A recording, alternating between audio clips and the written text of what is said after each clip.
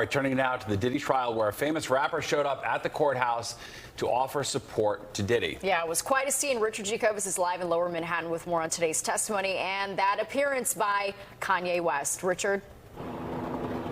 Natasha, Steve, more on Kanye in a moment. Now, the jury has been dismissed for the 5th week of this trial, but one of those jurors will not be returning here on Monday. The reason being, the judge says there were inconsistencies on his place of residence. Juror number 6 telling that he was overheard saying he was living with his girlfriend in New Jersey when he told the court he was living in a New York apartment. The judge saying that raises concerns over his honesty. Now, the defense team has been against this because this particular juror was one of the few black or Hispanic jurors that was sitting on the jury, and now they say they may not get a fair verdict. Sean Combs' family leaving the federal courthouse earlier today after another wild day of testimony.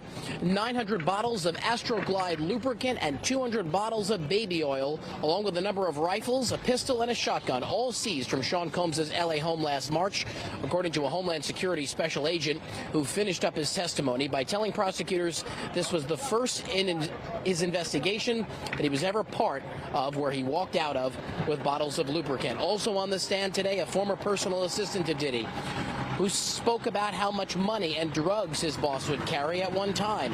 That assistant, Jonathan Perez, also spoke about the night he dropped Combs to his former girlfriend, who's going under the pseudonym Jane, claiming he seemed angry and annoyed.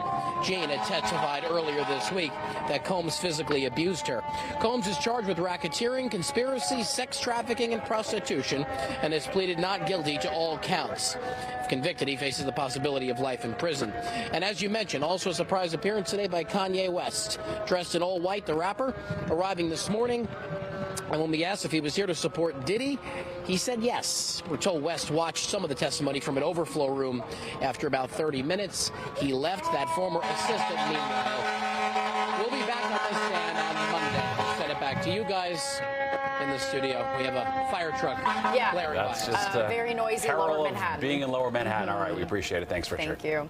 Well, President Trump's challenge to a sexual abuse and defamation lawsuit he lost has been rejected.